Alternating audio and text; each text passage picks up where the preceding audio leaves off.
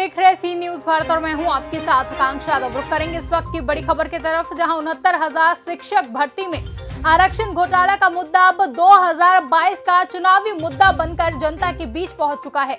आइए लखनऊ के कृष्णनगर क्षेत्र से हमारे संवाददाता उमेश विश्वकर्मा की इस खास रिपोर्ट में देखते हैं कि शिक्षक भर्ती में आरक्षण घोटाला और महंगाई व बेरोजगारी पर पंचर वाले दिवाकर जी ने सीएम योगी और प्रधानमंत्री नरेंद्र मोदी को किस तरह खरी खोटी सुनाई। ये है दिवाकर जी, अजय दिवाकर इनका नाम है, जो बसपा के एक जुझारू और ईमानदार कार्यकर्ता हैं, सिपाही हैं। इनसे हम जानना चाहेंगे कि 2022 के चुनाव को लेकर क्या कहना चाहते हैं।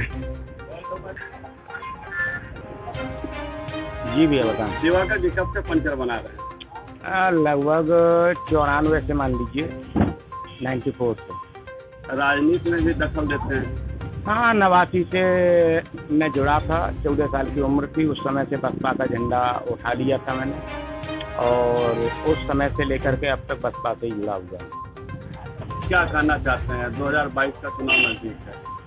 2022 के चुनाव के बारे में देखिए, पहले तो मैं बता दूं भैया, बुरा न मानना, ठीक है। मेरा नाम अजय कुमार दिवाकर है ही है, उसके साथ मैं धोबी हूँ, जात से धोबी हूँ, दुलता बहुत हूँ भैया, बुरा न मानना आप, है ना। उल्टा सीधा नहीं, बोलिए। हाँ, उल्टा सीधा सवाल न पूछिए, बोलिए, दिल की बात। हाँ, मैं धुलता बहुत हूँ। पंचर अपना कार रख दीजिए। हाँ, तो मेन चीज ये है, 2022 के बारे में जनता निर्णय ले चुकी है।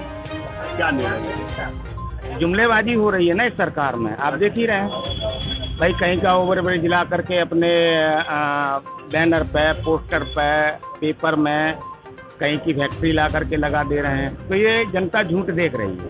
तो सारा विकास कारखानों पे हो रहा है टोटल। भैया एक बात बताइए, आप तो पत्रकार हैं, मेरे ख्याल से मैं जानता हूं आप भी इसी लखनऊ क्षेत्र से ही रहने वाले होंगे, तो आप न्यूज़ जगह जगह बनाने जाते होंगे और व्यवस्थाएं देखते होंगे, क्या व्यवस्थाएं। जैसे अभी आपने इको गार्डन में देखा होगा, बेचारे कितने छात्र बैठे हुए थे जिनकी उम्र निकली जा रही है। यहाँ तो पेपर बार बार लीक हो जाता है, कोई भी भर्ती कराते हैं सबसे पेपर लीक कर देते हैं, अरबों करोड़ों रुपए सरकार अपने अंदर कर लेती है। क्या है इको गार्डन का मामला? इको गार्डन में जो छात्र हैं, शिक्षक भर्ती है, जैसे 69,000 जो शिक्षक भर्ती थी, उसमें बहुत जबरदस्त घोटाले हुए। कैसा घोटाला? घोटाला का बेईमानी हुई, इसमें आरक्षण छीन लिया गया हम लोगों का, संविधान होते हुए आरक्षण छीन लिया गया भाई। आरक्षित जो कोटे की सीट है, आरक्षित कोटे की सीटें सब ये खा गए। ये तो खुलेआम गुंडागर्दी चल रही है भाई। मोदी जी ने कह दिया था, न खाऊंगा न खाने दूंगा, तो खा रहे हैं, ये खाने नहीं दे रहे हैं। सीधी सी बात है। और बाकी तो आप विकास के बारे में जान ही रहे हैं कि योगी जी सुबह उठ करके घंटी बजाने के अलावा। अभी बात हो रही थी 69,000 शिक्षक भर्ती में आरक्षण घोटाले की बात आप कर रहे थे। जी, खाली गई है। जी। कौन दोषी है? अरे सरकार किसकी है इसमें? सीधे सीधे योगी और शिक्षा मंत्री दोषी हैं। इन्होंने इतने बड़े स्तर पर घोटाला किया, हमारे देश के, हमारे बैकवर्ड और दलित समाज के युवा वर्ग को खत्म करने का काम कर रहे हैं। ये उसी स्थिति पर लाना चाह रहे हैं जो 1947 से पहले हम लोगों की स्थितियां थी, उसी स्थितियों पे पहुंचाना चाह रहे हैं। तो आरक्षण ऐसे ये खत्म कर देंगे तो बवाल खड़ा हो जाएगा, रोड पे एसटीओ बैकवर्ड टूट पड़ेगा और पूरे भारतवर्ष में हंगामा हो जाएगा। जैसे बहन जी ने 2 दिन के लिए भारत बंद का ऐलान किया था, 2 दिन में हड़कंप मच गया था बीजेपी सरकार में, याद होगा आपको। तो ये ऐसे तो आरक्षण खत्म नहीं कर सकते। आरक्षण खत्म करने का इनका तरीका प्राइवेटाइजेशन कर दीजिए, सारे विभाग प्राइवेट कर दीजिए, न रहेगा बांस न बजेगी बांसुरी। अब प्राइवेट करने के बाद, मैंने पंचर बनाने के बाद मैं अपने बच्चों को पढ़ा रहा हूँ, भूखे पेट रह करके पढ़ा रहा हूँ, उनकी फीस जमा कर रहा हूँ, मैं खुद नहीं पहन पा रहा हूँ, बच्चों को यूनिफॉर्म पहनाने का काम कर रहा हूँ, बड़ी कठिनाइयों के साथ मेरे बच्चे पढ़ने का काम कर रहे हैं। क्या वो ग्रेजुएशन करने के बाद, डिप्लोमा करने के बाद वो जाकर के संविदा पर नौकरी करेंगे? अडानी अंबानी के यहाँ जाकर के 8,000 7,000 पर नौकरी करने का काम करेंगे? ये आपको अच्छा लगेगा या समाज को अच्छा लगेगा? एक बच्चा MBBS की डिग्री मतलब लेने के लिए लाखों रुपए खर्चा करता है, और लाखों रुपए खर्चा जो माँ बाप अपने दिल पे पत्थर रख करके भूखे पेट सो करके अपने बच्चे को पढ़ाने का काम करते हैं, क्या वो बच्चा MBBS बनने के बाद हॉस्पिटल में जाके संविदा पर काम करने का काम करेगा? तो ये सोचना चाहिए हमारे भारत की सरकार को कि भाई इतना निर्दयी मत बनिए, समझे, या तो जहर दे दीजिए।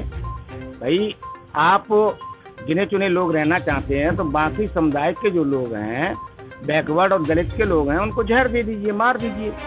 या फिर ऐसा करिए, दलित और बैकवर्ड का एक जैसे पाकिस्तान बनाया है वैसे दलिस्तान बना दीजिए, हम लोग जाकर के वहाँ अपना रहें जाकर के,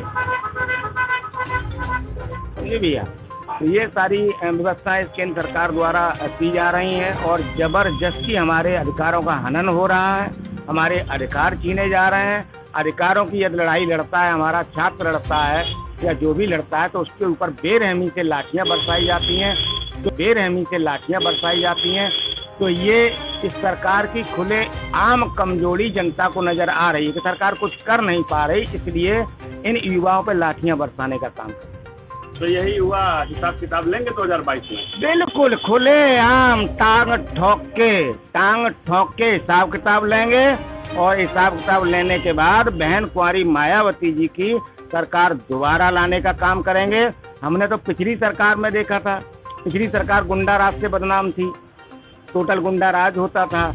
इनका कार्यकर्ता गया थाने में घुस गया, इंस्पेक्टर से भिड़ गया और अपराधी को छुड़ा लाते थे। तरह तरह के इन लोगों के यहाँ गुंडागर्दियाँ होती थी। पूरे 5 साल में बहन जी का खुद कहना था कि मेरा कार्यकर्ता कोई भी सरकारी काम में दखलंदाजी नहीं करेगा। ये हमारी माननीय बहन कुंवारी मायावती जी का कहना था। कार्यकर्ता हमारा थर-थर कांपता था।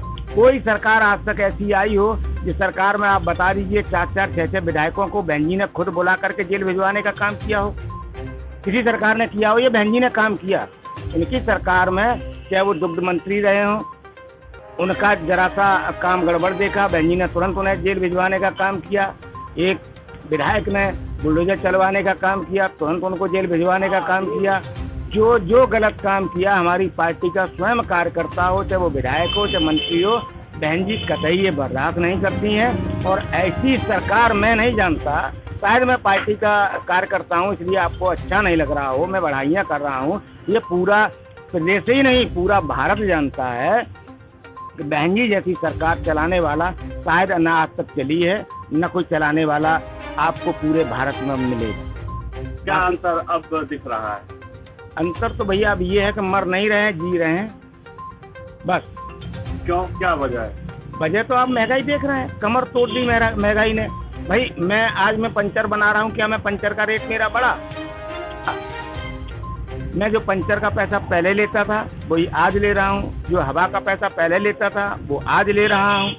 आप देख लीजिए बगल में चाय वाले की दुकान है, इसका मीटर का मतलब जो है यूनिट 7-8 यूनिट टोटल बिजली खर्चा किया, लॉकडाउन में दुकान बंद किया रहा। 18,000 रुपये फिर से चार्ज लगा करके 18,000 रुपये बिजली विभाग वालों ने इनसे वसूलने का काम किया। तो खुली डकैती, विभागों द्वारा डकैती डलवाई जा रही है, मार्क्स के नाम पर डकैती डाली जा रही है। अब कोई गरीब दुखी प्रांति अपनी माँ को, बहन को ले जा करके हॉस्पिटल ले जाने का काम कर रहा है, बीमार है, तो उसको पुलिस पकड़ ले रही है, हजारों रुपए का जुर्माना ठोक दे रही है। जुर्माना वसूलने के बाद सरकारी ये तो खुलेआम कह दिया गया सारे विभागों को, भैया खुली डकैती डालिए, इसको राजनीति कहिए आप, जो खुली राजनीति करा रहे हैं, लूट करा रहे हैं और उसके बाद युवाओं को बेरोजगार बना रहे हैं। ताकि बेरोजगारी बढ़ेगी, ये भूखे पेट सोएंगे तो इनका दिमाग काम नहीं करेगा, फिर हम कोई ना कोई लॉलीपॉप देने के बाद इनसे वोट वसूलने का काम करेंगे। लेकिन अब वो समय नहीं रहा है। माननीय योगी जी, माननीय मोदी जी, मैं निवेदन करना चाह रहा हूँ, अपने आप में बदलाव लाइए और बदलाव लाने के बाद जनता के साथ अच्छा सुलूक करिए।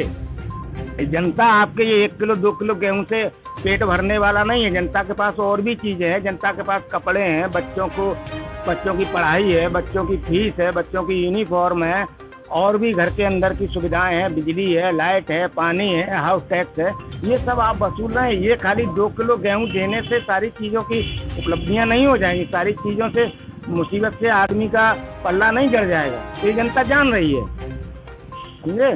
तो भैया मेरी रिक्वेस्ट है इस देश की राजनीति और राजनेताओं से, तो भैया ऐसी राजनीति और जुमलेबाजी करना बंद करिए, कुछ देश के लिए काम करिए। लखनऊ से सी न्यूज संवाददाता उमेश विश्वकर्मा की रिपोर्ट। फिलहाल के लिए इतना ही। देश और दुनिया की बड़ी खबरों के लिए बने रहे सी न्यूज भारत के साथ।